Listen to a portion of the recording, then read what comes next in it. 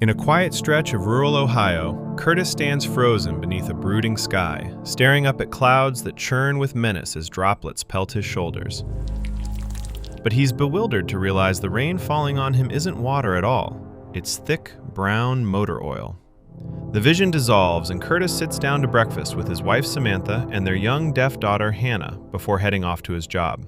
Curtis earns his living on a sand mining construction crew, while Samantha keeps the home running, raises Hannah, and stitches handmade goods that she sells at the weekend market in town. That afternoon, Samantha is laughing with a few girlfriends who've dropped by with their kids for a play date when one of them spots Hannah lifting a jagged scrap of wood studded with rusted nails. Samantha scrambles across the yard to snatch it away, since shouting a warning would be useless. Soon after, the skies open in a downpour heavy enough to halt the construction site for the day. Shut it down! And the crew piles into a local bar to unwind over a few drinks. Back at the house, Samantha kneels beside Hannah at the window and patiently teaches her the sign for storm as the rain drums against the glass. If you're enjoying this recap so far, make sure to hit the like button. Once the bar empties out, Curtis gives his closest friend and co-worker Duart a ride home, and the two linger in the truck talking. Duart tells him that he's built himself a beautiful life, but Curtis quietly admits the surface doesn't always reflect what's beneath. Well, it ain't always so easy. Their conversation is cut short when Duart's wife appears in the doorway, calling him in with a clipped tone. Curtis drives home, looks in on Hannah, and listens as Samantha confides that their daughter still struggles to bond with kids her own age. The next morning, Curtis is out clearing scattered junk from the yard so Hannah won't stumble onto anything else dangerous. Without warning, a violent storm front rolls in overhead, sending the family dog, Red, into a snarling frenzy. As Curtis lunges to grab Hannah's hand, Red rips loose from his chain and clamps down on Curtis's forearm with savage force. Then Curtis jolts awake in bed, yet another nightmare. Over breakfast, the dream clings to him with disturbing clarity.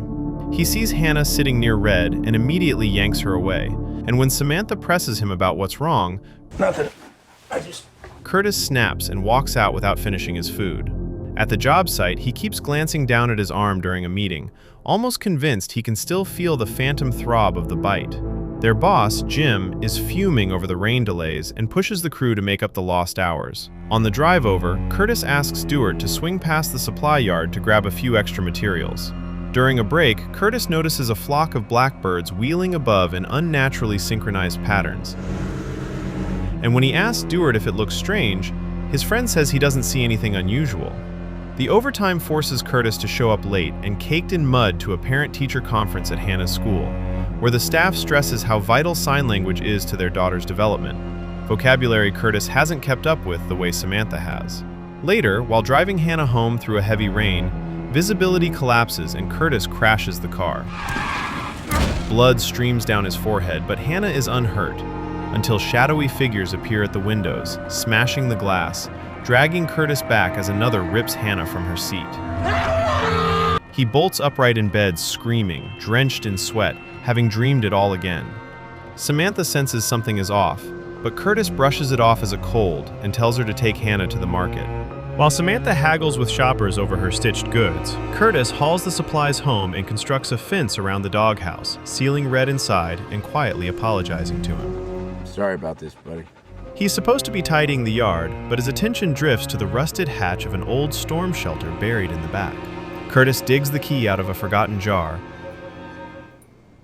wrenches the door open, and descends into the dark with a new idea forming. That night, Samantha tucks her market earnings into the family's vacation savings and asks why Red is suddenly penned up. Curtis dodges the question and tunes her out to listen to a news report about a small family poisoned by a gas leak, which only feeds his growing paranoia.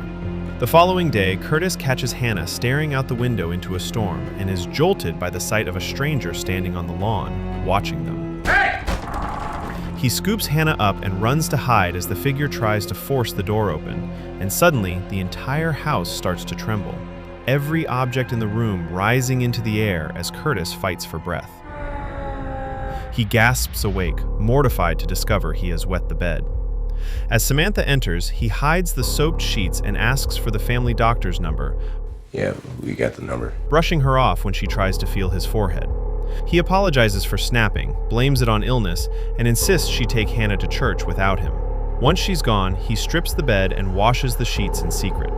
Later, Curtis takes Hannah to the public library and parks her with a picture book while he quietly thumbs through volumes on mental illness. They stop at the grocery store on the way home and load up on canned goods, making them late to a Sunday lunch where Samantha's family scolds them for skipping church. That afternoon, Curtis begins scrubbing out the storm shelter and stocking it with all the canned food, then settles in to read through his library books underground. Don't forget to subscribe to the channel before watching ahead. Curtis finally sees his doctor and admits he's gone 4 nights without real sleep. You're not sleeping at all? The doctor isn't alarmed at first, but when Curtis describes the nightmares, the bedwetting, and the lingering pain from a bite that never happened, the doctor prescribes a short course of medication and refers him to a psychiatrist in Columbus. Meanwhile, Samantha visits the insurance office about Hannah's cochlear implant surgery and learns that Curtis's policy will cover the entire procedure. At the pharmacy, Curtis is relieved to discover his prescription costs almost nothing thanks to that same insurance. The family celebrates the good news over dinner, though Curtis says nothing about the pills, swallowing them in secret in the bathroom. He wakes the next morning genuinely rested for the first time in days, and Samantha notices the color back in his face. But at work, while debating supply quantities with Dewart, Curtis hears thunder rolling out of a clear blue sky. Dewart hears nothing. Curtis stumbles to a dumpster to retch as a panic attack overtakes him. On the drive home, he has to pull over to breathe, and when he steadies himself, he spots a yard selling shipping containers and impulsively buys one to expand the shelter. Afterward, Curtis stops to visit his mother, who is dazed from heavy medication. She was diagnosed with paranoid schizophrenia at exactly the age Curtis is now, and that ghost terrifies him. He probes her about that period, but her memory is too fogged to be of help. He calls his doctor to say the trip to Columbus isn't feasible, then spends the night calculating the cost of converting the old shelter into a fully outfitted bunker. The next morning, Curtis takes out a home improvement loan behind Samantha's back and brushes off the bank's concerns. This is a risky loan you're taking. At work, he asks Dewart to help him quietly borrow company equipment, a clear violation of policy, but Dewart agrees. Whatever, I'll help.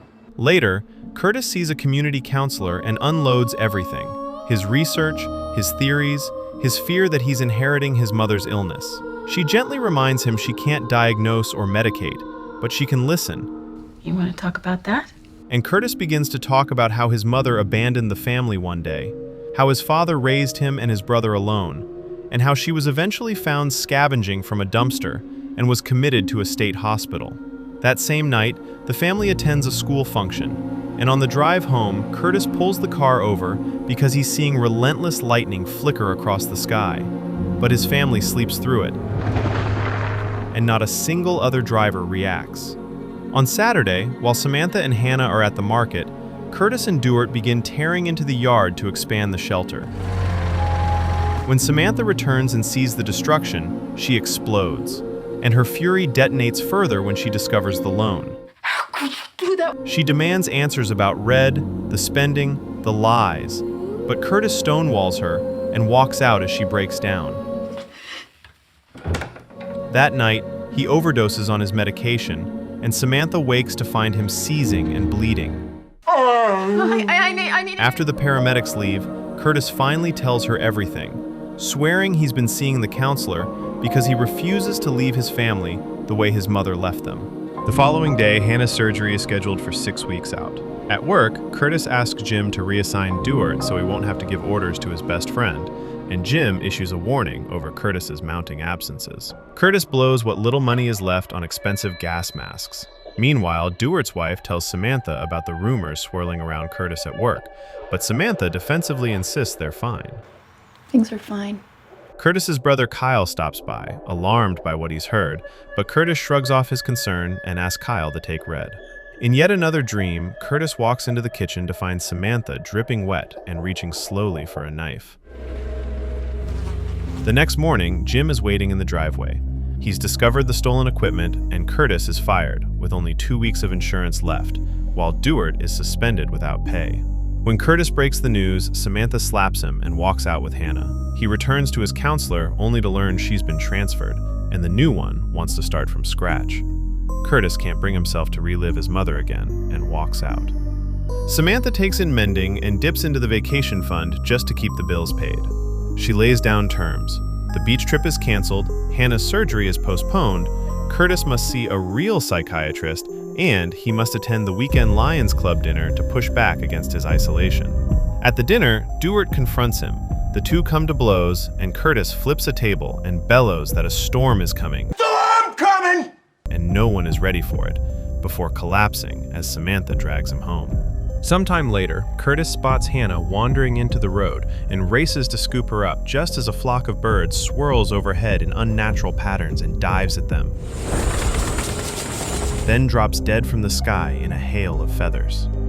A siren wails and Curtis bolts inside, only to wake and discover the siren is actually shrieking outside. Rain is hammering the roof. He hustles his family into the shelter, seals the door, and makes them strap on gas masks before they finally drift off. Hours later, Curtis cracks the door briefly and convinces himself the storm is still raging. By morning, Samantha asks him to open up. The storm is over. Curtis insists he can still hear it, but she feels nothing. Cornered, he hands her the key, but Samantha refuses to take it. Please. He has to be the one to face what's outside. Trembling, Curtis turns the latch and pushes the door open into a perfectly calm, sunlit morning, with neighbors already sweeping up scattered branches. Samantha finally takes Curtis to the psychiatrist, who prescribes new medication and tells the family to take their planned beach trip together before Curtis enters a long-term inpatient facility, a stretch where he won't see his wife or daughter. The next scene finds them at Myrtle Beach, where Curtis and Hannah are shaping a sandcastle in the surf. Good, huh? When Hannah pauses, points toward the ocean, and signs the word storm. Samantha steps out of the beach house, and a fat black droplet of motor oil splatters across her outstretched palm.